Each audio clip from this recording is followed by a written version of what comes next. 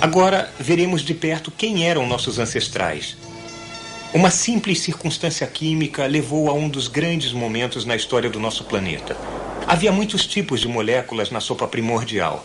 Alguns foram atraídos pela água por um lado e repelidos por ela por outro. Isso os uniu em uma minúscula concha esférica anexa, como uma bolha de sabão que protegia o interior. Dentro da bolha, os ancestrais do DNA encontraram um lar e surgiu a primeira célula. As plantas minúsculas levaram centenas de milhões de anos para evoluir liberando oxigênio. Mas esse ramo não levou a nós. As bactérias que respiravam oxigênio levaram mais 1 bilhão de anos para evoluir.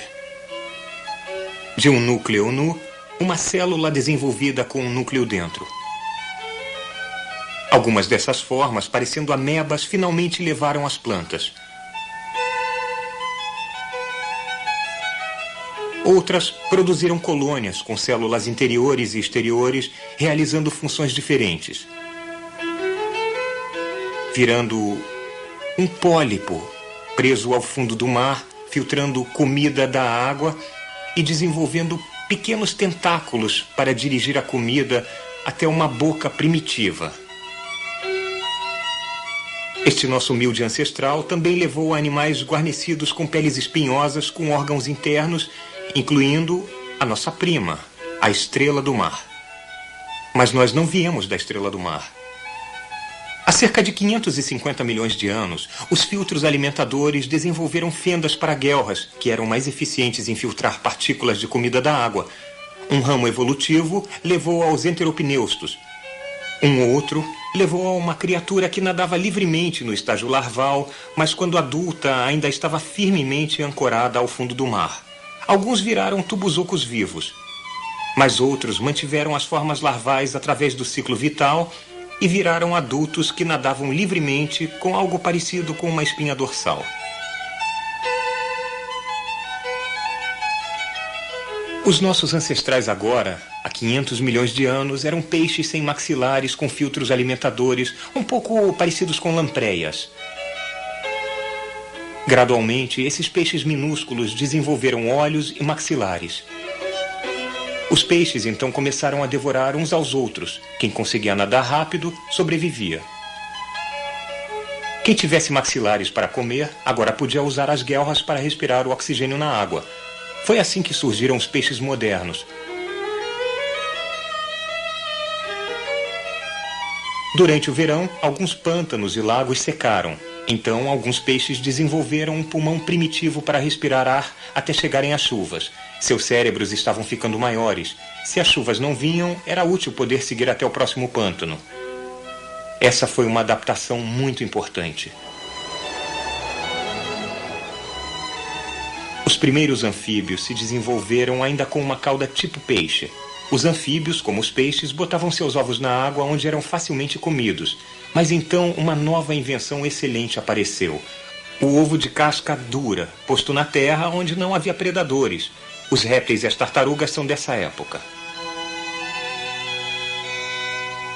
Muitos dos répteis que saíram do ovo em terra jamais voltaram para a água. Alguns viraram os dinossauros. Uma linhagem de dinossauros desenvolveu penas, úteis para voos curtos. Hoje, os únicos descendentes vivos dos dinossauros são as aves. Os grandes dinossauros evoluíram ao longo de outro ramo. Alguns foram os maiores carnívoros que já existiram. Mas há 65 milhões de anos, todos eles morreram misteriosamente. Enquanto isso, os precursores dos dinossauros também estavam evoluindo em uma direção diferente. Criaturas pequenas e apressadas, com os filhos crescendo dentro do corpo da mãe. Depois da extinção dos dinossauros, muitas formas diferentes se desenvolveram.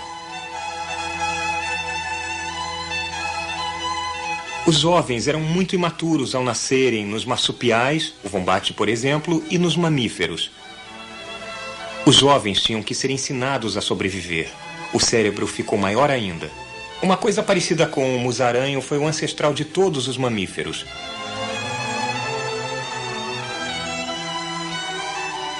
Uma linhagem foi para as árvores, desenvolvendo a destreza, visão estéril, cérebros maiores e uma curiosidade sobre o seu ambiente. Alguns viraram babuínos. Mas não é essa a linhagem até nós. Os macacos e os humanos têm um ancestral comum recente. Osso por osso, músculo por músculo, molécula por molécula, quase não há diferenças importantes entre os macacos e os humanos. Ao contrário do chimpanzé, os nossos ancestrais andavam eretos, liberando as mãos para empurrar, segurar e experimentar. Ficamos mais inteligentes, começamos a falar.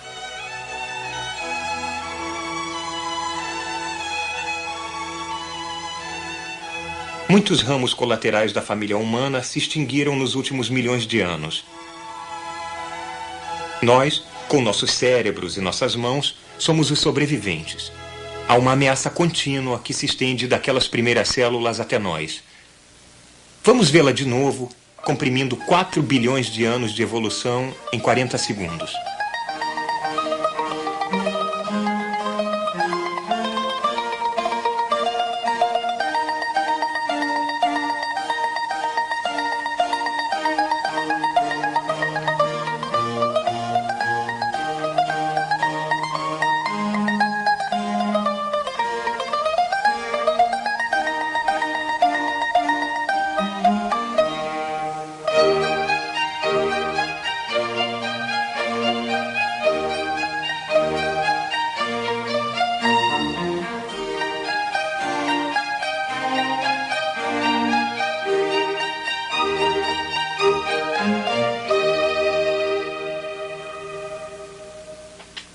Estas são algumas das coisas que as moléculas fazem depois de 4 bilhões de anos de evolução.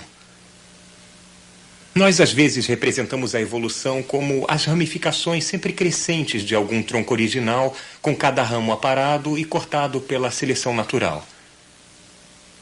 Cada planta e animal vivos hoje tem uma história tão antiga e ilustre quanto a nossa. Os humanos ficam em um ramo, mas agora nós afetamos o futuro de cada ramo desta árvore de 4 bilhões de anos de idade. Que encantadoras são as árvores. A espécie humana cresceu nelas e à volta delas. Nós temos uma afinidade natural com as árvores.